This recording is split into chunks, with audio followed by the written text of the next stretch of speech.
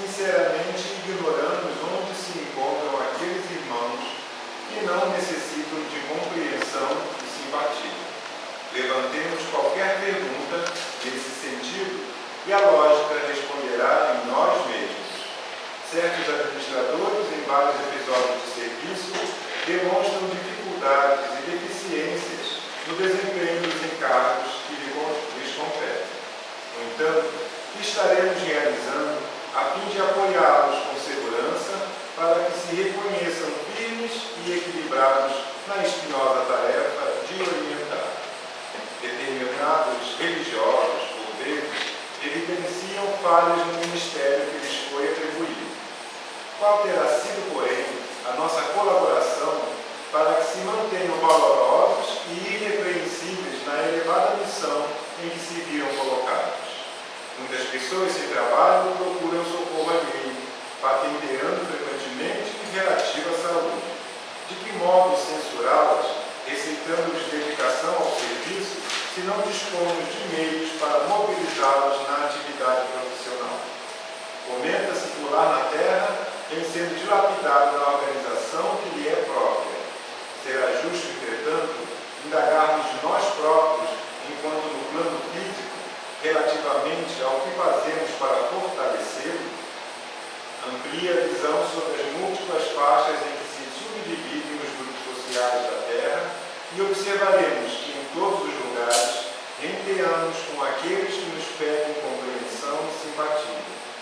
Os que trabalham mais e os que trabalham menos, os que agem ativamente e os que repousam, além do necessário, solicitam sustentação e amparo, estímulo e bênção, a fim de serem ou continuarem a ser o que devem ser.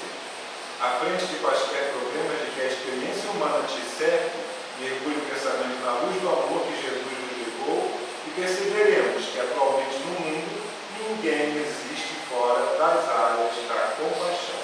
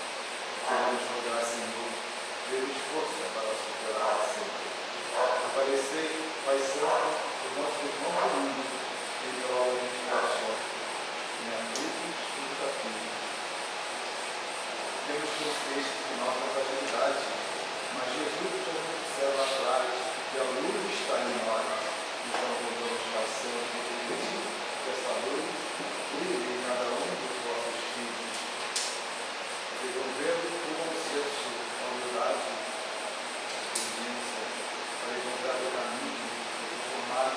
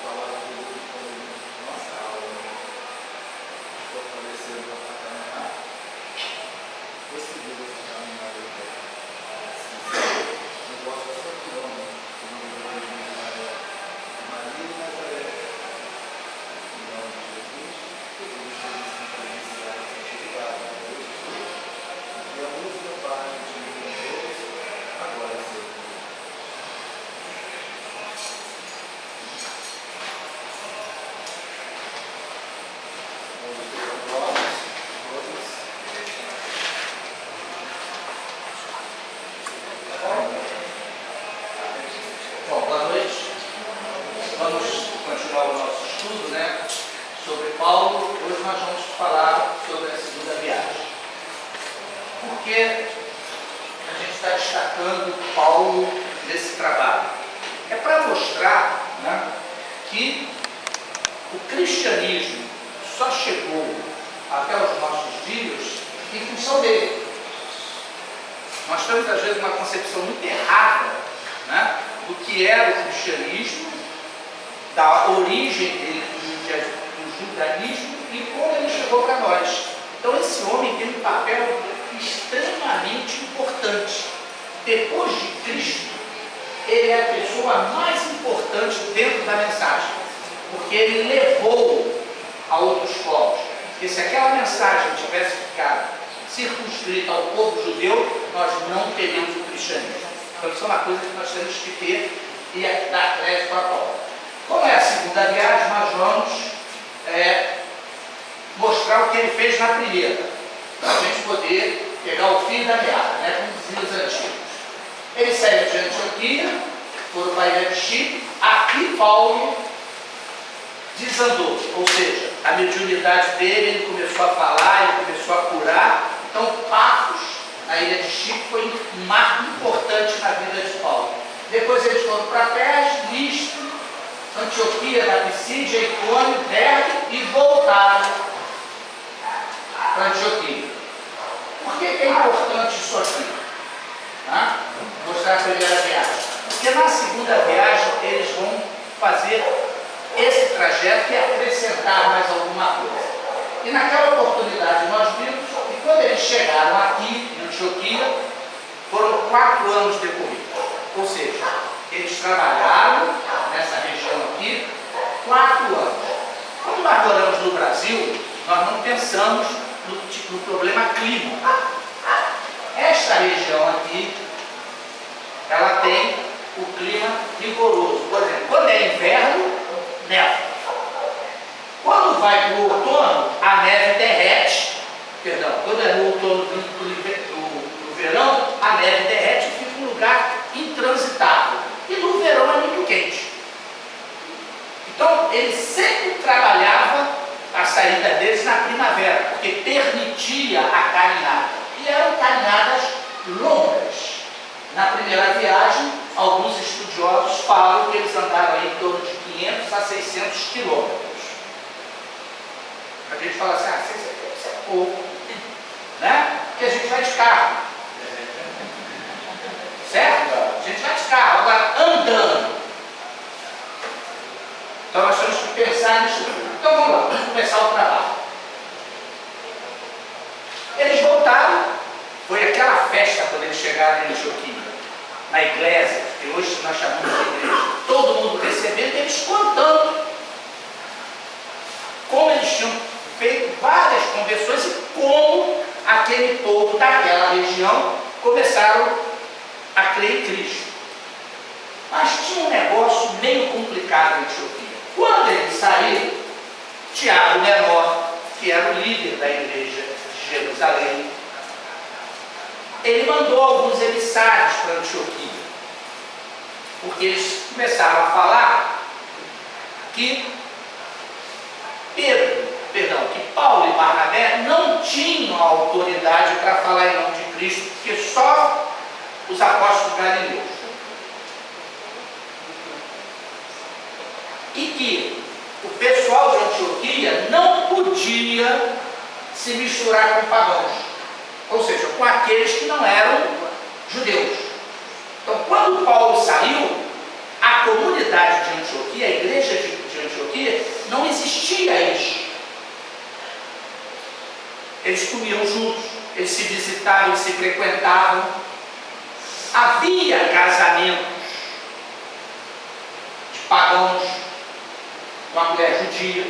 O judeu já era mais cheio de reticências. Eles evitavam o casamento com uma mulher que não fosse judia. A mulher judia já aceitava o marido pagão. E isso, pela igreja de Jerusalém, não podia. Eles não podiam conversar com quem fosse impuro, como eles consideravam. E o casamento nem se fala. Então, o que aconteceu? Houve um racha. houve uma quebra nessa harmonia. Inclusive a espiritualidade que sempre se manifestava deixou de dar as suas comunicações. O que tem a ver neste caso hoje com a gente? Parece um pouquinho como uma coisa que a gente vê por aí. Parece ou não parece? Não é verdade? Então, olha só. Então, quando a gente vê o desentendimento, eu vou falar dentro da casa espírita, porque nós somos espíritas, né? Quando há aquelas panelinhas, foi o que aconteceu na volta de Paulo. Tinha um racha. E quando a gente tem um racha na parte material, nós comprometemos o trabalho espiritual. Então a harmonia deve prevalecer em seus membros. Há pontos de vista diferentes? Lógico que terão. Mas as coisas têm que ser colocadas com clareza, para que o rumo continue a ser percorrido. Tá? Aí, o grande problema era a circuncisão.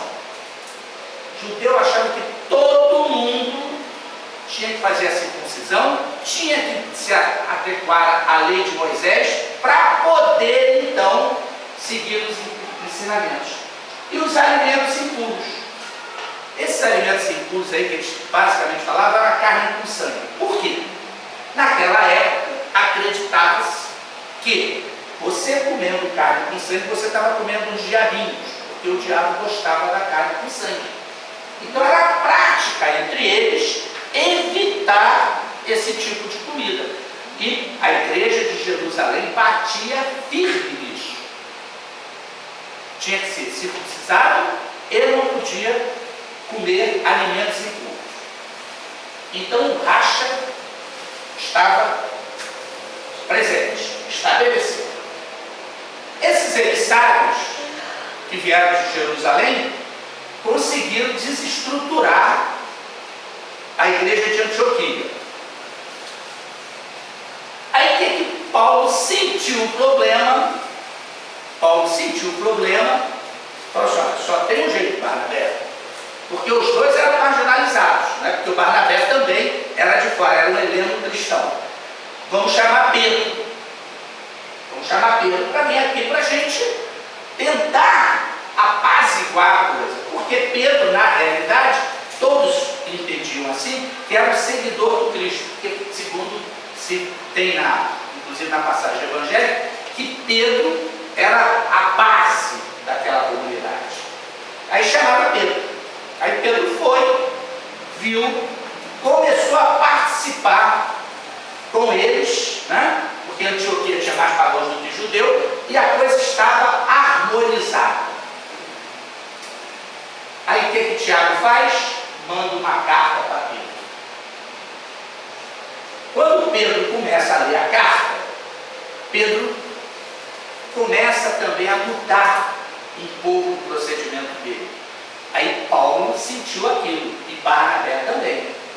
E Paulo, ele era muito franco, ele era muito incisivo naquilo que ele fazia. Ele tem uma discussão com Pedro. Isso não está em Atos dos Apóstolos, isso vem pela revelação de Emmanuel e Paulo e Estevão. Chegou a tal ponto que Barnabé entrou na controvérsia e fala para Paulo: você não pode fazer isso com o seguidor de Cristo. Ou seja, tomou as dores de Pedro. O negócio estava numa situação complicada, um racha nele. Aí Barnabé entra na defesa de Pedro e Paulo fala: espera aí, eu não estou criticando Pedro, eu estou alertando do esquema farisaico que está dentro da igreja nascente. Porque ele conhecia todo aquele labirinto escuro que o Tiago estava fazendo, e como ele diz, ele saiu para a claridade do Evangelho. Ou seja, um Evangelho que deveria ser pregado a todos, sem distinção. E nesse incidente, eles ficaram, depois que terminou a controvérsia, Pedro abraçou Paulo, abraçou Barnabé, e Pedro ficou preocupado com o relacionamento de Paulo e Barnabé. Ele só voltou a Jerusalém quando ele teve certeza que os dois já tinham se afinizado. E aí Paulo pede uma reunião em Jerusalém para tratar o assunto da circuncisão. Então eles vão para a viagem a Jerusalém. Atos dos Apóstolos bota essa viagem antes dessa discussão. Então ela perde um pouco do sentido. E aí vamos ter o texto do Evangelho. Esse é grande, mas eu vou ler rapidinho. Alguns tinham descido da Judéia e ensinavam os irmãos, se não forem circuncidados, conforme o costume de Moisés, não podem ser salvos. Tendo havido dissensão e não pouca discussão de Paulo e Barnabé com eles. Os apóstolos, senhores, designaram Paulo e Barnabé e mais alguns outros dentre eles para subir a Jerusalém com respeito a esta controvérsia. Levantaram-se, porém, alguns do partido dos fariseus que haviam crido, dizendo: é necessário circuncidar e prescrever que observe a lei de Moisés. Havendo muita discussão, levantou-se Pedro e disse para eles: varões, irmãos, vós compreendeis que desde os primeiros dias de Deus me escolheu dentre vós para ouvir através de minha boca a palavra do Evangelho. E creram. E Deus, que conhece os corações, testemunhou, dando-lhe o Espírito Santo, como também nos foi dado. Em nada distinguiu entre nós e eles, purificando os corações deles pela fé. Toda a multidão se calou e ouviu Barnabé e Paulo explicando quantos sinais e prodígios Deus fizera entre os gentios, através deles. Depois que eles se calaram, respondeu Tiago, dizendo: varões, irmãos, ouvi. Simão explicou como Deus primeiramente visitou para tomar dentre os gentios, um povo para o seu nome. Por isso eu julgo que não devemos importunar os que dentre os gentios estão retornando para Deus, mas escrever para se absterem das contaminações dos ídolos, da infidelidade do animal estrangulado e do sangue. Pois Moisés tem em cada cidade, desde os tempos antigos, os que proclamam nas sinagogas onde habitam todos os sábados. Essa reunião durou uma semana. Uma semana. Pedro ficou calado o tempo todo. Pedro deixava Paulo e Barnabé falando, escutava Tiago como servo dele, falando porque não podia. No final, Pedro pega a palavra e determina que a palavra de Cristo tinha que ser espalhada a todos, circuncidados ou não. Ou seja, Paulo conseguiu aquilo que ele queria, porque ele podia agora chegar para os gentios e falar: não precisa fazer a circuncisão, tem o mesmo valor quem fez a circuncisão e quem não fez perante Cristo. Está em Atos dos Apóstolos, no capítulo 5, do 1 ao 21. Desculpa, o que é exatamente a circuncisão? Circuncisão é uma operação que faz no pênis quando a criança nasce. O povo judeu usa isso até hoje. Como se fosse uma cirurgia de fimose? Isso. Tá? E qual é o objetivo disso exatamente? Hoje a gente sabe que é higiênico. Naquela época não podia falar que era higiênico. Então, como o povo não obedecia, botou se fosse uma coisa de Moisés. Porque Moisés, quando queria, sabia que uma coisa prejudicava o povo, ele falava que aquilo era de Deus. Então todo mundo fazia. Mas eles levaram aquilo ao extremo. Era uma questão de, vamos dizer assim, um tabu ou um culto exterior. Então é só quem fosse circuncisado, ou seja, judeu, que seria salvo. E a mensagem não era essa que Paulo estava querendo. E Então, só os judeus podiam ser circuncidados? Hein? Só os judeus podiam ser? Só eles que eram. Tá? E é isso, também tinha uma série de coisas com relação aos outros povos. Na Segunda Guerra foi o contrário. Hein? Na Segunda Guerra foi o contrário. Na Segunda Guerra foi o contrário. Tem isso também. Né? Aí o que Paulo fez? Foi decidido, eu quero uma carta para mostrar a todos eles que isso é verdade. Não ficou só na palavra, não. Isso tem uma carta. Aí vem a carta.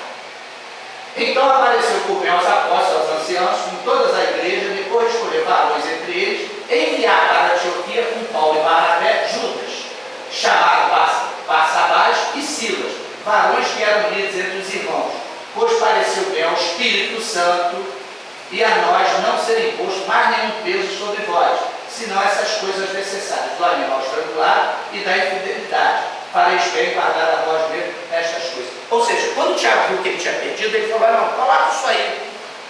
A infidelidade, nesse caso a infidelidade aqui, era um casamento misto. Ok? Era um casamento misto.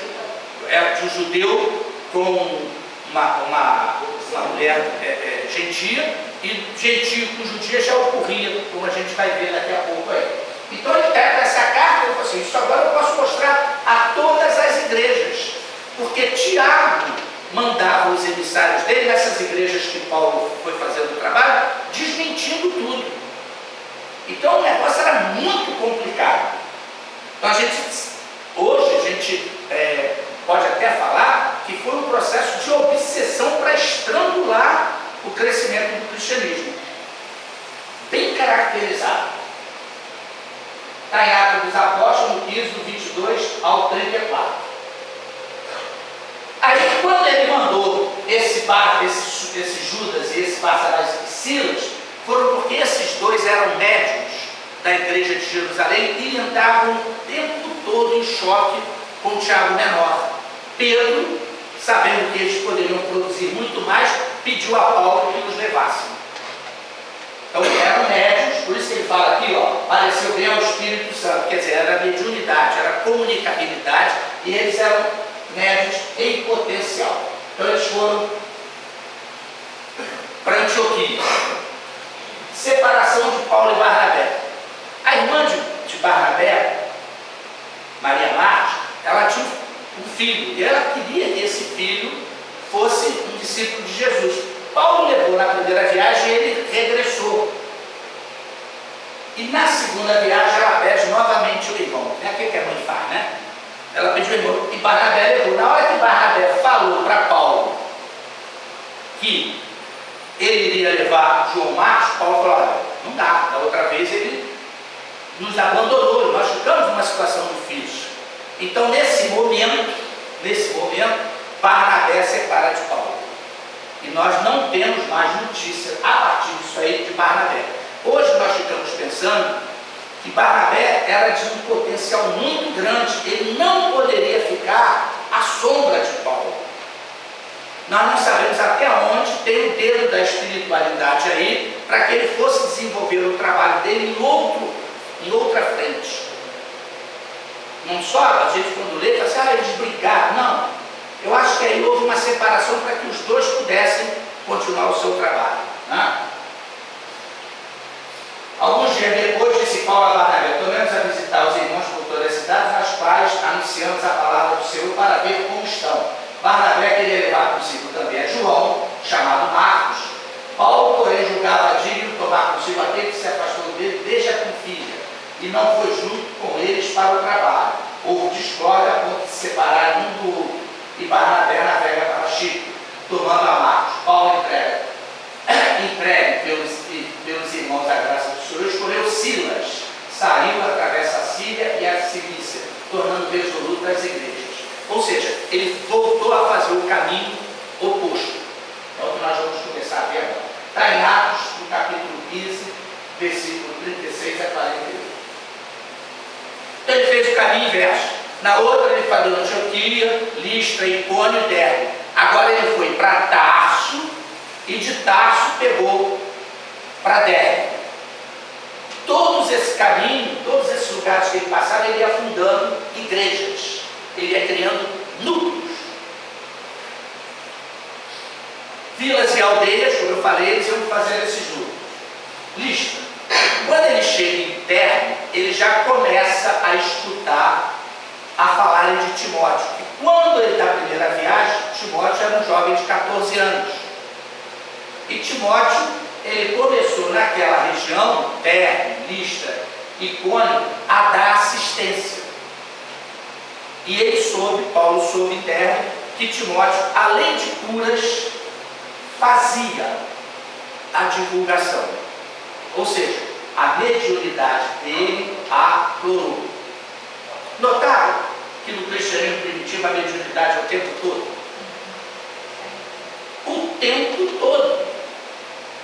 A comunicação do plano espiritual com o plano material. E nós vamos ver isso bem forte agora nessa região. Timóteo, como eu já falei, já deveria estar por volta dos 18 anos. O que ele fez? Aquelas autoridades administrativas que eram compostas por judeu em Listra, Timóteo conseguiu convertê-los ao cristianismo. Aqueles que deram uma surra em Paulo da primeira viagem, agora já começaram a escutar Paulo através de Timóteo. Em Listra, Paulo ficou na dúvida: o que eu faço? Para onde eu vou?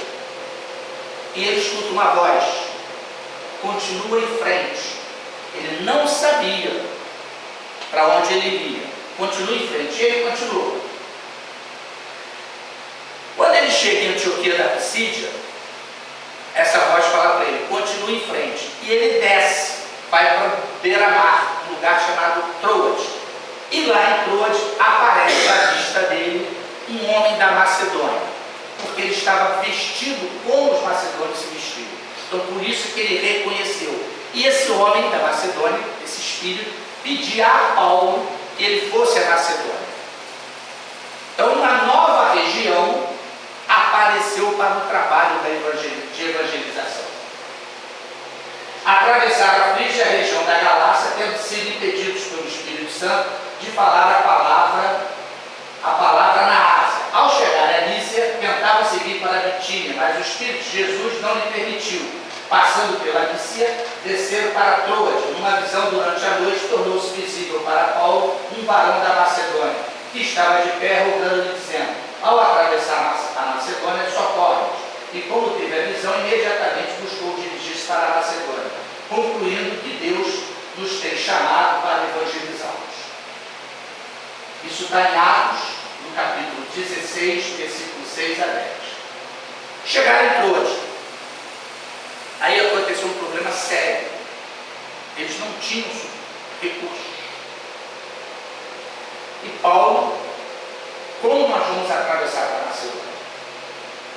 Aí ele entra numa casa de comércio. Quem ele encontra? Lucas. Lucas era médico e já estava trabalhando há 2 anos numa embarcação que, coincidentemente, naqueles dias, iriam para a Macedônia. E Paulo fala para Lucas assim: ó, nós temos que ir, mas eu não tenho dinheiro. Aí Lucas fala o seguinte: eu vou custear toda a viagem de vocês até a Macedônia. E aí Atos dos Apóstolos começa a usar a primeira pessoa do plural, nós. Por isso que os estudiosos afirmam que Lucas estava presente nesses acontecimentos. E quando ele não está, ele não usa a primeira pessoa do plural, nós. Ele narra. E quando ele está presente, testemunho ocular, ele fala, nós. Então os estudiosos falam isso. Lucas, como eu contei, apareceu aí. Então Lucas vai participar ativamente do trabalho apostólico. Quando ele chega do lado de lá, ele vai ao comandante do navio que ele prestava serviço e pede dispensa para continuar o trabalho de evangelização. Filhos, então essa parte, já nós estamos hoje naquela região que é parte da Grécia e parte da Macedônia.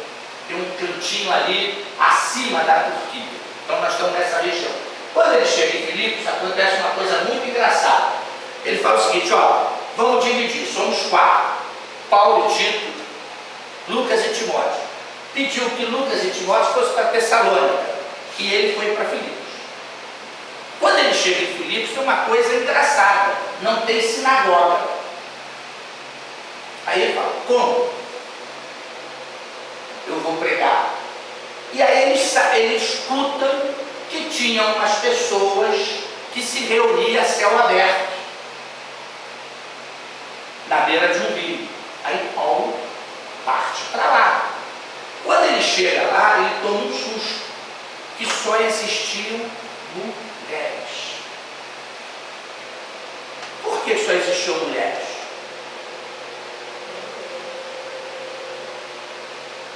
Uma coisa interessante, né? mulher não faz circuncisão.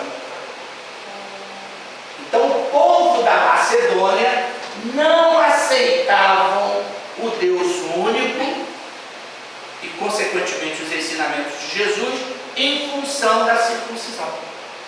Quando Paulo chega lá e nota, ele olha a carta aqui. Aí os primeiros homens começam a aderir ao grupo. Mas a pessoa mais forte dessa região se chamava Lídia. Ela era uma mulher rica, ela era comerciante, e na casa desta mulher é fundada a primeira igrejas da Macedônia. E aí Paulo, no dia seguinte, nas semanas seguintes, ele vai para a praça pública. Aí tem uma coisa muito engraçada. Quando ele está pregando em praça pública, ele, Tito e Silas, tem uma pitonisa, quer dizer, mulher que recebe espíritos, né? Faz previsões, que era comum naquela época, naquela região também, e começa a falar: escutai, eles estão apresentando a salvação. E Paulo ficou meio cabreiro com aquela situação. E Paulo começa a averiguar o porquê daquilo. E ele descobre que essa moça era escrava e servia aos seus patrões fazendo adivinhações. Paulo descobriu aquilo e continua lá na reunião pública. Quando ela chega e começa a falar, Paulo desce e faz o processo de subseção. Ou seja, determina que aquele espírito a abandonasse para sempre. Aí criou um problema. A menina era fonte de renda de algumas pessoas. Os patrões dela, os donos dela, se sentindo prejudicados, vão atrás de Silas e Paulo e pegam ele e batem, espancam. É a primeira vez que Paulo apanha de não-judeus. Foi a primeira surra de não-judeus. Antes, todas elas eram de judeus, agora já foi dos pagãos. Foi a primeira surra, foi lá, em Filipos, né? Aí foi uma outra coisa interessante. Botam ele na cadeia. Botaram ele na cadeia. Eles estão lá à noite e tem um terremoto. A terra treme. Alguns acham, alguns estudiosos falam, que poderia ter sido a providência divina. Nós achamos o contrário. Como aquela região é uma região que tem uma cadeia geológica recente, é comum os tremores. E justamente neste dia a terra treme. E as cadeias eram aquelas portas de ferrolho, os ferrolhos aqui. E Paulo determina que ninguém saia, que ninguém abandone a cadeia. E ele começa a pregar a palavra do Evangelho. O dono, o responsável, era o carcereiro, era Lucano. Quando ele chega e vê as portas abertas, ele tenta se matar. Aí Paulo vai em cima dele: não, que isso, rapaz, não faça um negócio desse. E converte para o cristianismo. Então, nas situações difíceis, Paulo conseguiu reverter. Aí as autoridades vão para soltá-los. Aí Paulo fala o seguinte: vocês me prenderam injustamente, eu sou um cidadão romano. E Roma dominava essa região. E você não podia prender um romano sem ele ser julgado. Já tinha levado a surra. O que Paulo fez? Opa, eu vou tirar uma vantagem disso aqui. Virou para as autoridades e falou o seguinte: não quero que vocês façam perseguições à igreja da casa da Lídia, que era onde tinha fundado o primeiro grupo. Então, quando ele sai de Filipos, ele deixou Lídia tranquila para poder desenvolver o trabalho. Ou seja, novas pessoas iriam aparecer para o crescimento daquela igreja. Tessalônica. Oi? Obrigado.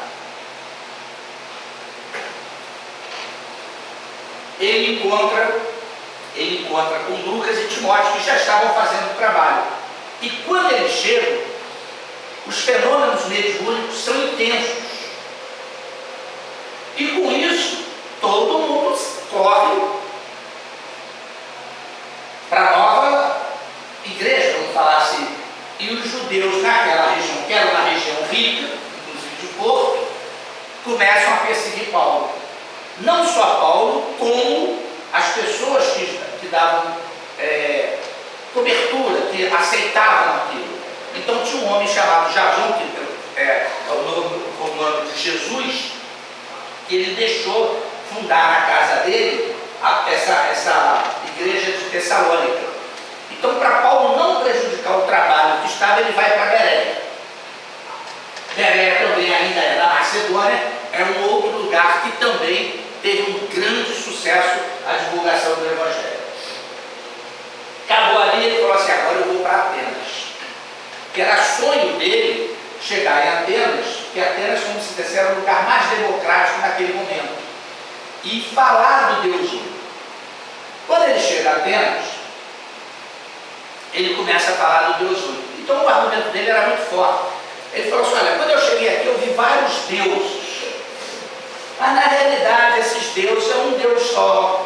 É o Deus que nos dá a luz, é o Deus que nos dá o sol, é o Deus que dá a vida. E os gregos estavam até empolgados com a fala dele. Aí ele fala na ressurreição.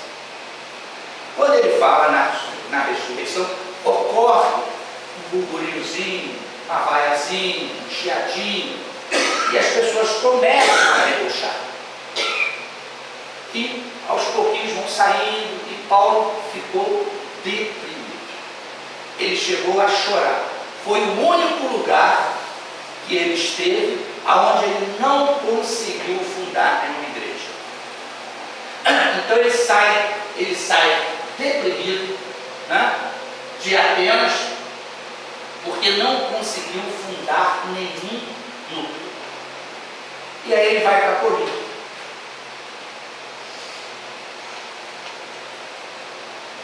Corinto, para ele não conhecia.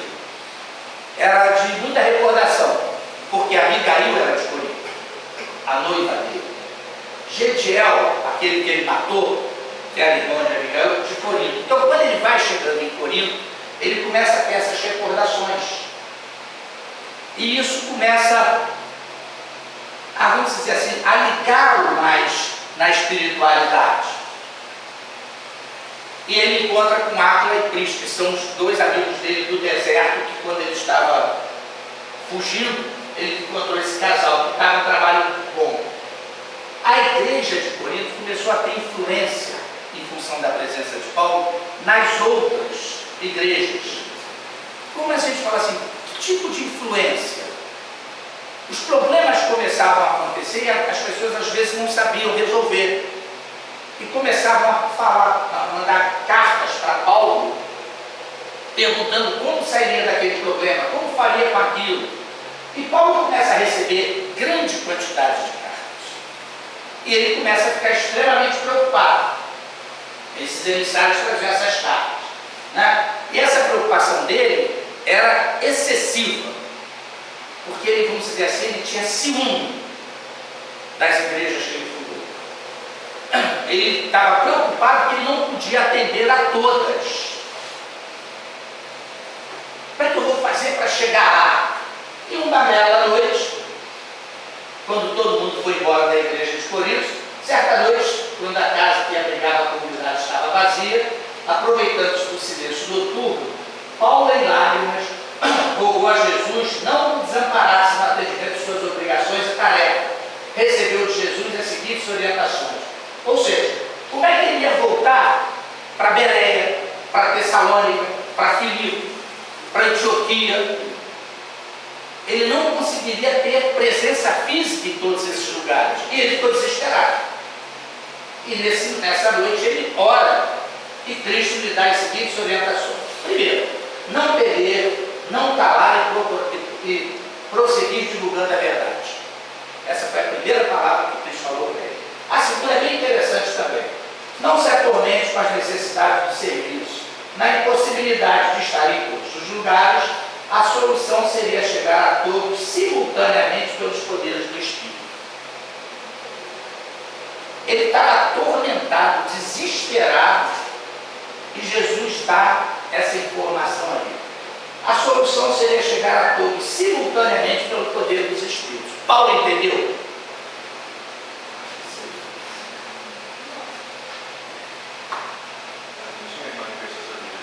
Ele tinha, mas nesse momento ele pediu, ele rogou, pedindo que desse as soluções para ele.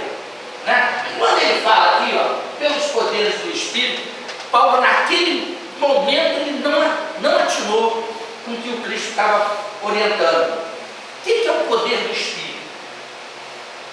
Hoje a gente já deduz um pouco. Espírito não é o ser inteligente, a criação inteligente? Em outras palavras, Paulo, você pode chegar a todos os lugares simultaneamente pela inteligência. Paulo não entendeu isso. Aí ficou como aquelas interrogações, Cristo dotando, deu a chave para ele. Hoje nós usamos o poder do Espírito. Ó, isso aqui é poder do Espírito. Aquilo ali que ele está fazendo é poder do Espírito. Toda a tecnologia hoje nós podemos colocar aí como poder do Espírito. Ou seja, são formas diferentes sem ser a linguagem e o livro da divulgação. Aí Jesus dá a cola para ele. O problema seria resolvido através de carta aos irmãos, em seu nome e sob assistência direta de Estevão. Ou seja, ele escrever as cartas em nome de Jesus, pela mediunidade de Estevão. Ou seja, Jesus, Estevão, Paulo. Naquela época, deixa eu explicar no texto, vamos para frente. Assim começou o movimento epistolar com as cartas aos Tessalonicenses, os mais antigos documentos do Novo Testamento. A gente, quando pega a Bíblia, acha que o Novo Testamento são os evangelhos. Não? O primeiro foi esse aqui, ó, foi essa carta. Esse foi o primeiro documento cristão, né? Foi escrito em grego também. As epístolas se tornaram a forma da literatura cristã primitiva, num tempo em que o cristianismo ainda não tinha textos escritos. As cartas eram usadas naquela época, naqueles povos, sim, mas não com essa intenção de esclarecimento aos outros irmãos. Tá?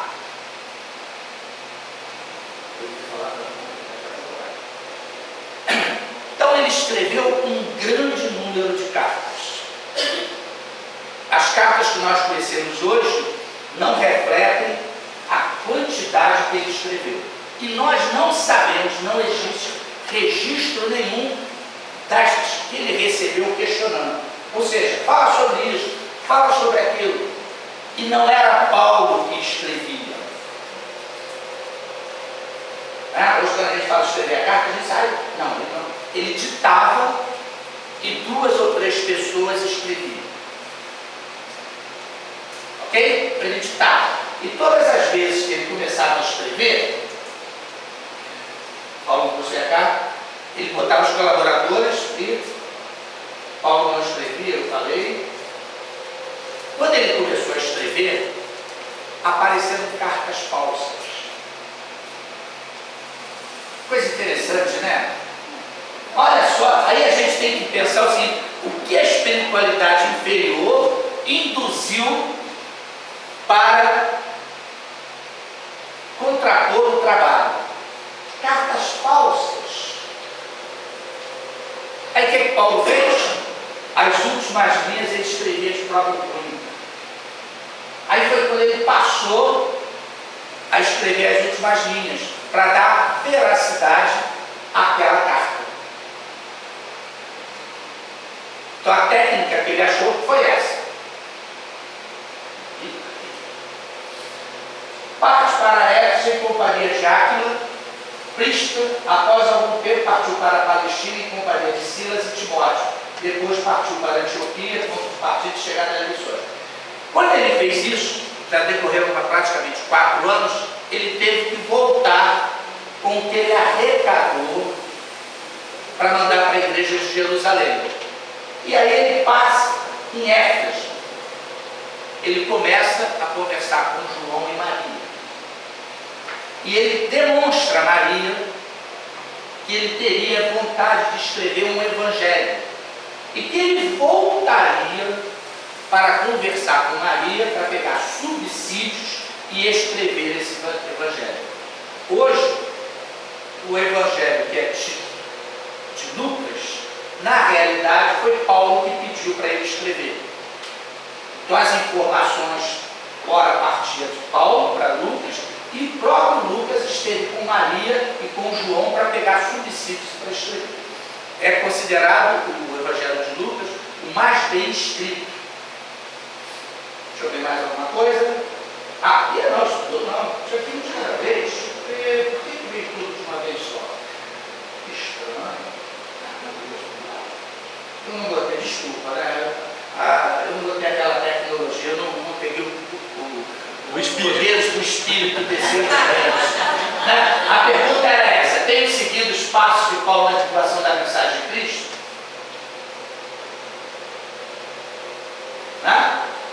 Eu coloquei que não. Por quê? A gente ainda é preso ao culto externo que satisfaz. Eu sou espírito. Mas me posiciono como espírito. Trato as minhas 24 horas como cristão, como espírita cristão. Falta tempo. Eu vou me dedicar quando eu me aposentar, quando eu estiver mais velho. Dificuldade de locomoção, mas lá é tão longe. Será que eu...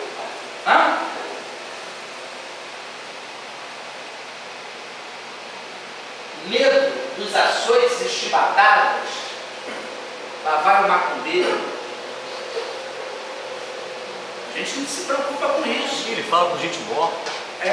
Fala com gente morta. Então, nós pegamos o que o Paulo fez, e trazemos para o nosso dia, para ver se nós teríamos assim um pouquinho mais de dedicação. Não custa falar com as pessoas sobre a imortalidade. Quando uma pessoa passa, não continua viva. Como hoje a gente vem conversando na loja, fulano, não, está vivo, mas está em outro lugar. Você já colocou uma parte de evangelho na cabeça das pessoas. E agora, para a gente avançar, eu deixei o mapa da segunda viagem para por último mesmo, de propósito. Ele saiu de Antioquia, passou em Tarso, foi a Derbe. Esses caminhos aqui são todos fundo de vale, ok? Aí foi para Listra, Icônia, Pisídia, a voz falou, ele foi para Troade. Troade apareceu Macedônia, foi para Filipe. Antípolis aqui é o porto. A Tessalônica ficava um pouquinho para dentro. Pérea foi Atenas, Corinto para Éfeso, Éfeso para Cesareia, entregou o recolhimento que ele fez à igreja de Jerusalém e voltou para Antioquia. Aproximadamente 4 anos também ele fez esse trabalho. Alguma colocação? Tranquilo? Estamos seguindo direitinho o roteiro de Paulo? Pelo menos com a grande vantagem, não apanhamos mais. Essa é uma grande vantagem. Ok? Nenhuma colocação, então mais uma vez, obrigado. Você falou que essa mensagem só veio através de Emmanuel depois? Alguma coisa assim. Emmanuel, na realidade, Emmanuel para a gente é um livro de revelação. Tá? Porque a gente sabe algumas coisas de Paulo por Atos dos Apóstolos. Mas Emmanuel vem trazendo informações que a ciência comprovou. Eu só lembro que eu não consigo lembrar quando foi, mas já tem algum tempo, eu estava nessas zapeadas que a gente dá na vida e de repente apareceu um filme assim, que eu comecei a prestar atenção, não entendi muito bem, mas era um filme que falava justamente isso, aquela questão que eu falando logo no início, das desavenças que estavam havendo na igreja iniciante e daquela questão de ter que mandar chamar Pedro. Eu me lembro muito bem disso, que isso está no filme, não sei se é um filme evangélico, se é um filme católico, mas eu lembro que canal que eu vi isso. Mas muito tempo atrás, você está começando a contar, eu já vi isso. Eu estou lembrando do filme. Hoje a gente entende por que Paulo não podia mudar o planejamento dele. Então, aqui, quando Cristo apareceu para ele na estrada de Damasco, falou: ó, é agora, ele tinha que ir, porque senão nós não teríamos o cristianismo como nós temos hoje. Essa região toda aqui é considerada Ásia. Daqui para cá já é a Europa. Hoje aqui é a parte da Grécia, essa parte aqui é da Macedônia, ela vem a Bulgária, né, aqueles países que foi da Iugoslávia. Então era essa região que ele andou. Ok? Mais uma vez então, obrigado.